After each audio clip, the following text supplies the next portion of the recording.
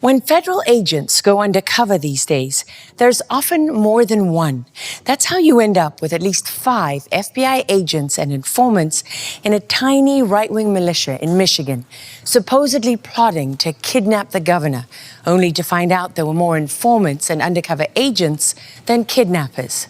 And in April 1991, according to senior counterterrorism expert J.M. Berger, agents posed as members of an invented racist militia group called the Veterans Aryan Movement, whose cover story was that they robbed armored cars to buy weapons and support their extremist ideology. But it's not just the right. The FBI also has a history of infiltrating left-wing groups, like Occupy Cleveland. 6 anarchists were arrested in 2012 for plotting to blow up a bridge in Ohio, but in court it emerged they were led by an FBI informant. And when we started looking into the role of government agents and informants on January 6, it seemed as if there wasn't much political will to find real answers. Wherever there was trouble to be found outside the Capitol on January 6, there was also a decent chance you could find Ray Epps. We are going to the Capitol! The self-declared Trump supporter from Arizona wasn't just directing people. The Capitol's this direction. He was at the first main breach around 12:52 p.m. with what the Department of Justice described in the statement of offense from his case as the vanguard of rioters, trespassing on restricted grounds, and whispering into the ear of a man named Ryan Samsel, who's in prison for what he did seconds later.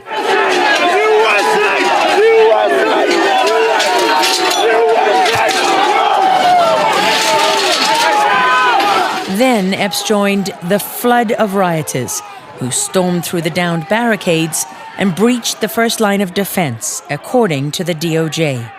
A short way down the path, when rioters took down more barricades, the DOJ said Epps continued to penetrate the restricted grounds and headed for the West Plaza, also a restricted area.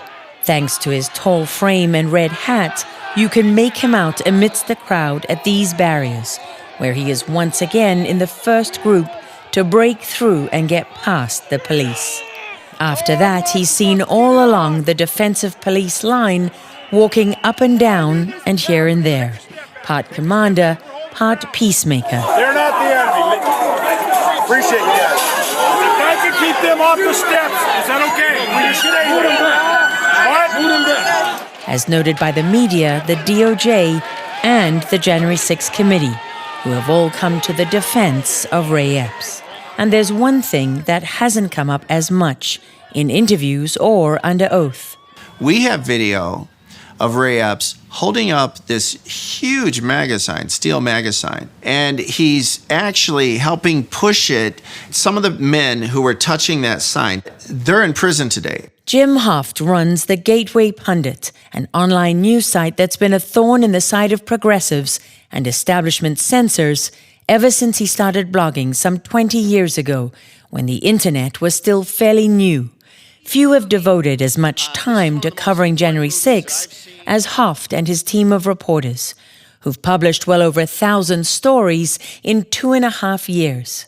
He told us they were one of the first to report on the possibility, still unconfirmed, that Ray Epps may be an informant. A couple of these guys touched it because it went over their head and they didn't want to get hit in the head. It got pushed at police. No police officer was injured, but these people were still sent to prison. So they're in prison today for this. Ray Epps is pushing the sign, and he was never arrested for that, right? So it's just another incident of Ray Epps, this suspicious activity. The media won't report this, but we have the footage and be glad to share it with you. Hoft did share the footage with us, and you can see the sign going over the crowd, as he described. Here, Epps reached up and touched it for about 10 seconds, and then made this gesture with his hand, signaling toward the Capitol and the police. As the sign passed and changed direction, Epps can be seen on camera pushing it towards the line of officers, and then joined in pushing the crowd forward. We couldn't ask him about this because he didn't respond to our requests for an interview, and his attorney declined. There's no doubt about Epps touching the sign. That was confirmed by the DOJ and Ray Epps himself in the statement of offense he signed when he pled guilty to a misdemeanor charge for disorderly conduct on restricted grounds in September of this year. It said he touched the sign with both hands and specifically mentioned the hand signal seen on camera, where Epps pointed forward toward the line of offices several times. The government offered no explanation for what that meant and did not address Epps pushing the sign at police, an act that got others charged with various offenses, including assault. Also not in dispute, the fact that Epps was pushing with the crowd. According to the statement, a group of rioters, including Epps, pushed forward, leaning their bodies on each other. Again, no explanation was offered. Ray Epps denies being a source or undercover or anything, says it's all nonsense, not true in the least. His wife says the same, so does his attorney. Why don't you believe him? Oh, I think it's the strangest story, isn't it? Here you have the January 6th committee. You have the media defending this man who's clearly leading efforts to get people inside the Capitol. How does anyone prove that someone is a confidential source for law enforcement, whether it's Department of Homeland Security, JTTF, Joint Terrorism Task Force, FBI, ATF, right? Or, as we found out, even TAB? I mean, how do you find out? These agencies are never going to admit it. I think what's interesting is Ray Epps had threatened to sue some people. He has sued some people. He needs to put his money where his mouth is. In a series of news reports, Houghton the Gateway pundit traced what happened to other protesters who touched the sign and ended up in prison. Brad Smith, who was 24 years old when he was raided by the FBI, got an assault charge and almost 3.5 years for placing his hands on the sign for a few seconds, and a conspiracy charge for texting with friends about saving D.C., according to his mother. One of his friends, Marshall Neef, a young father from Pennsylvania with severe mental health issues, also got close to 3.5 years for, according to the DOJ, carrying a wooden club and participating in hoisting and pushing a large metal sign frame into a defensive line of offices. 30-year-old Thomas Patrick Hamner pled guilty to one charge for grabbing and assisting in throwing the sign and got 30 months. Jose Padilla from Tennessee and Sean McHugh from California both got 6.5 years, or 78 months, for touching the sign and other charges. McHugh, a young father, spent 2 years in prison waiting for his trial. Vietnam vet Howard Richardson and Alan William Byerly, both from Pennsylvania, also touched the sign but were imprisoned for unrelated assault charges. 2.5 years later, Ray Epps has yet to set foot in jail, although he could get anything from 0 to 6 months for his misdemeanor charge when sentenced in December. In his plea agreement, the Justice Department cited his lack of criminal convictions as a factor in sentencing. We took a closer look and found no convictions, but our search turned up what appeared to be an outstanding arrest warrant in Pennsylvania from 2015. It was, ironically, for the same crime Epps was urging people to commit at the Capitol, criminal trespass. We contacted the victim named in the arresting officer's report, but have withheld her identity for privacy reasons. She declined to comment, but we did reach the judge in the case, Daniel O'Donnell. Case records showed he signed off on 2 updates, one in July 2022, the other in October of this year. But he stressed the Class C misdemeanor for defiant trespass was minor. Judges in Washington, D.C. seem to have taken a different view. By July this year, they'd sent close to 200 January 6 defendants to prison for trespassing and other charges. Jim Hoft said he's tried to cover as many cases as he can, but it's hard to keep up. Prosecutions and arrests continue to this day. Well, what about Ray Epps saying he gets death threats now and he's afraid for his safety? I think that's tragic. I don't recommend that for anyone. I don't recommend it for you, for conservatives. I don't recommend it for liberals. That's very sad, right? I've had death threats. I know I've had the police come to my door telling me that they got calls from Washington, D.C., and my name is on an Antifa hit list. And so we're going to have somebody sit outside your house for a while because your name is on this list. So I know how that is. In light of his security concerns, we agreed not to disclose the exact location of Jim Hoft's home in St. Louis, Missouri, where we met. Hoft, now 61, lives with his partner and runs the Gateway Pundit from here. He said it's become one of the biggest online news sites, with almost 3 million page views a day, in spite of the left's best efforts to discredit him and his work. And I'm following you. You're in charge. So here's the big office. Yep. The nerve center. Yeah. So much for the newsrooms of old, right? Right. See this picture there? So my family's from Iowa, and my grandfather in World War I, when on Armistice Day, he put up a flagpole when he was a little boy, and it was in a town called Herring, and everybody moved away from the town. The only thing left today is a flagpole that my grandfather put up, so I bought the town. So I own this plot of land with the flagpole, and those are my little nieces. We did a celebration. You bought the whole town? Yeah. But the whole town is just... A flagpole left. Everything was torn down. Isn't that a great little Americana story? It's just... This is you, right? You're in this picture? Yeah. That's you up there? Hoft showed us some of the footage Gateway Pundit has featured in its reporting. His critics love to say he's far-right fake news, but he'll tell you that's because he's exposing what they don't want known or seen. This is a slow motion of the actual flashbang grenades being fired into the crowd. Look at this. And these people have no idea that this is about to blow up in their face. They also don't seem to be doing anything but standing around. Can you go back on that, please, Jim? They're just standing around. They're not even looking at the police or anything. They're talking to each other. They're conversing. They have no idea what is about to happen to them. And they're not pummeling cops. They're not spray painting buildings. What have we learned about January 6th that we learned because of you?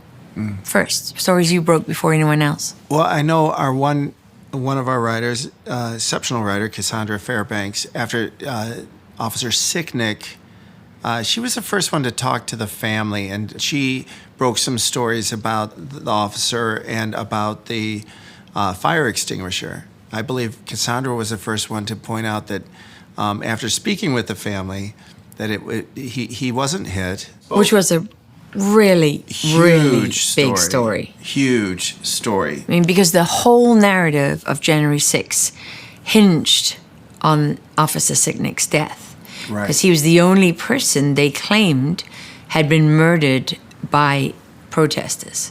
At that time, yes. And it was false. It was completely made up. And not just killed, but he was beaten in the head with a fire extinguisher. I mean, that was her story, and they all ran with it. Everyone. Our reporter, Cara Castronova, she interviewed the gentleman who got pushed off the second-story ledge by the police officer. So that footage is clear as day. There's the balustrade, and people are climbing up there, and a police officer with a blue helmet? Yeah. He could have killed him.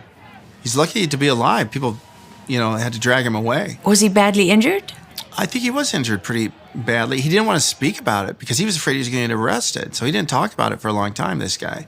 This guy was Derek Vago, a 31-year-old man living in Tennessee who suffered severe foot and spinal injuries and broke his ankle when he hit the ground some 20 feet below.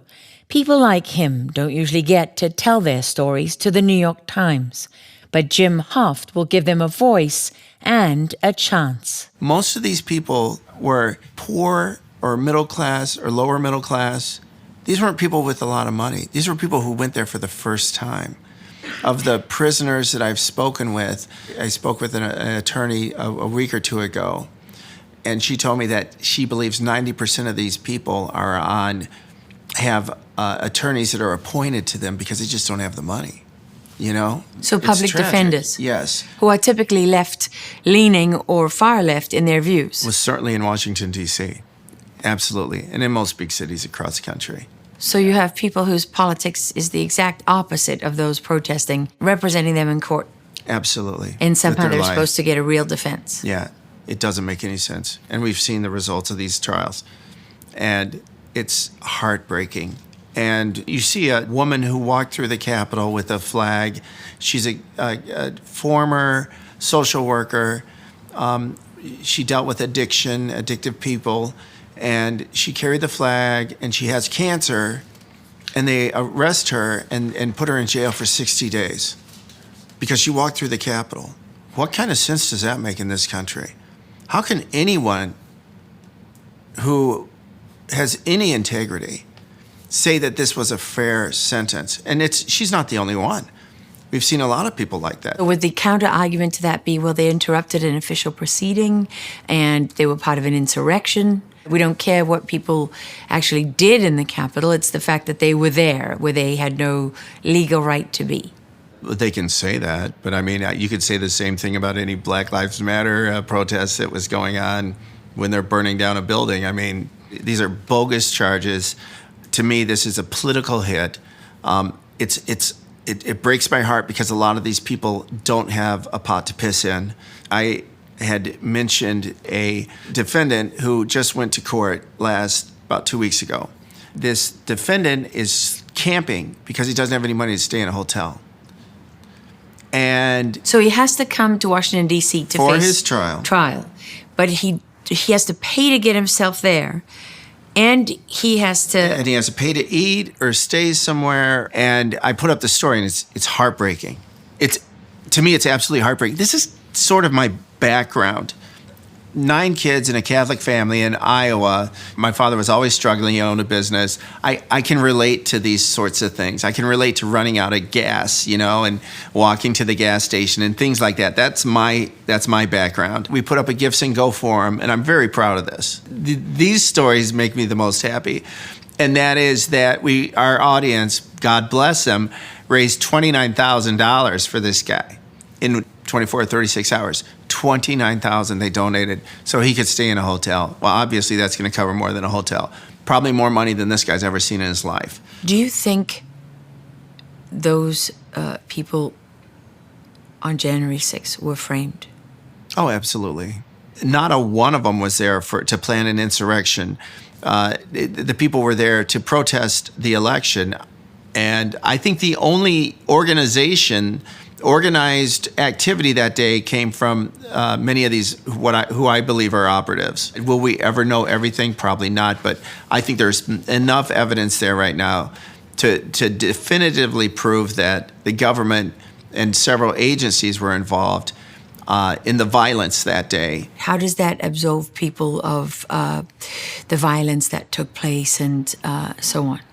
Well, that's a great question. I think it's very evident from the video.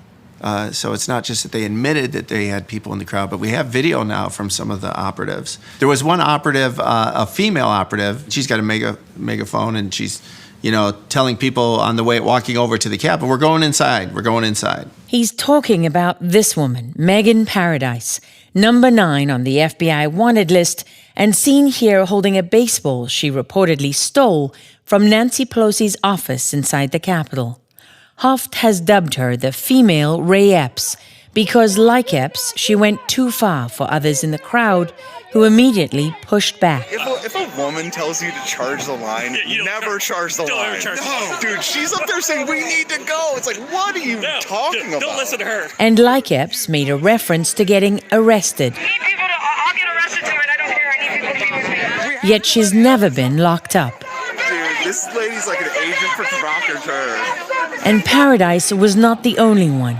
This man was identified as Luke Philip Robinson by the far-left site Sedition Hunters, who've been relentless in pursuing January 6 suspects. He was photographed with an earpiece and dubbed #GingerGun because he was caught on camera carrying a weapon, his pistol exposed when his shirt got stuck on the back of the grip.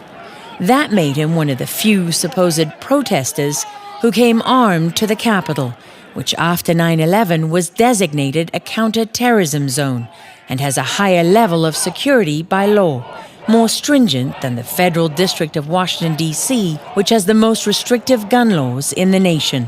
Yet like Ray Epps, Robinson was removed from the FBI suspects list and has remained a free man.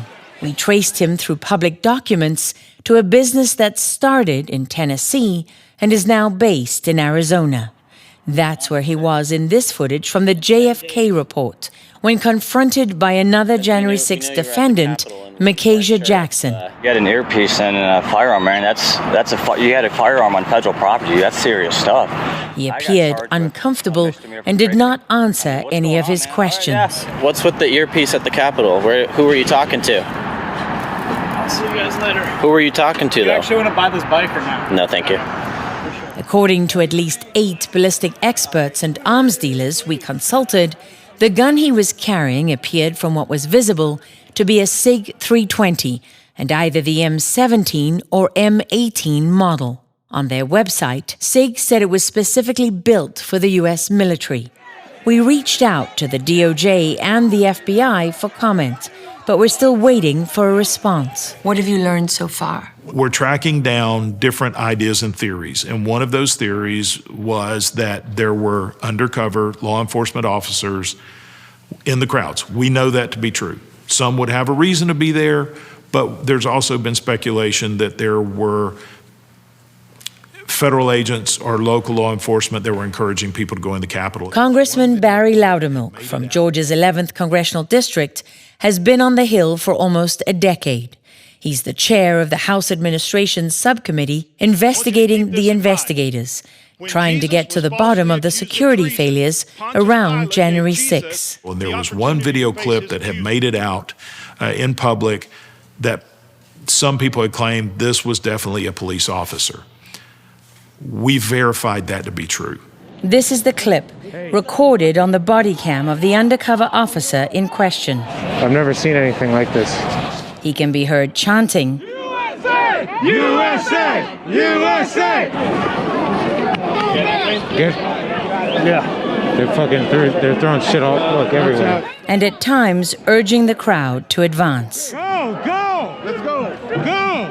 It's tear gas. It's tear gas. The committee has not made his name public yet, but he was identified to defense attorneys as Officer Nicholas Tomasula. We've already been able to confirm, yes, this was a Metropolitan Police officer. Undercover.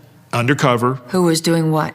He was, at one point, he was helping people climb up the scaffolding, because remember, out on the West Terrace, the scaffolding was being built for the inauguration. He was helping people get up the scaffolding and telling them, go, go, go, keep going, keep going. Come on, go, go, go! Keep going, keep going! Well, according to what police told the New York Times and other reporters right after January 6, people used that scaffolding to get to the Upper West Terrace. Right. And they defined that as a critical access point that day. So if you have an undercover police officer assisting people in climbing up there, that doesn't sound insignificant. No, it isn't. Now, the next question is, what was he doing, right? Why was he telling those people to go? And why was he there? And why was he there? And that's who a told key him question. To be there? Who put him there? Exactly. Now, could it be he's trying to get up to the top to help, right? He's got other officers there, and so he's just telling them, go, go, go, I'm trying to get up there. But the fact is, when he gets up there, he doesn't help. He just turns and walks away from the Capitol. So he's encouraging and assisting other people to get in, That's what it appears but he that's doesn't happening. go in. Yeah. Loudermilk, a 59-year-old Air Force veteran, told us he doesn't like leaks, and he's played his cards close to his chest intentionally. There's a video that has police officers on the west side by the fountain yelling at each other, and one of them says, "We're hurting innocent people." And they say, for every one we're pulling out, we're making 10 angrier. You're hitting with a lot of pain compliance when you're hitting innocent people. And not only that, we're we're taking out one and 10 of them are getting angrier. We're multiplying them by hitting them. You know, when you listen to that, you have the sense that the officers were set up for failure as much as the protesters. Yeah. And we've got a video of officers saying we were set up. They set us the fuck up. That's what they did. They set us up. They set up 64. Oh, absolutely. And then they asked y'all to come 2 hours later. They set us up. They needed everybody right away. Nah, right away. They set us the fuck up. So now we ain't got shit. We ain't got a motherfucking thing. They set us the fuck up. That's one of the things that we want to know. What do they mean by that? What exactly do you mean that you were set up? Because there's a lot of interpretations. Are you investigating the possibility that instigators and other people inserted themselves in the crowd and took action to provoke the crowd and to provoke the police, that they were provoking both sides? I mean, there was definitely that there. I don't know who they are. We're looking into that. But, you know, you're talking about the great contrast. You've got the people over here that when we do have audio are saying, hey, we appreciate you guys, you know, talking to law enforcement. Yes, protesters in the midst of the violence saying we're on your side. Yeah, and then we've got other folks that have steel pipes that are, you know, beating officers with it. So when has that ever happened at a Trump rally? Never. For the congressman, it's somewhat personal. After being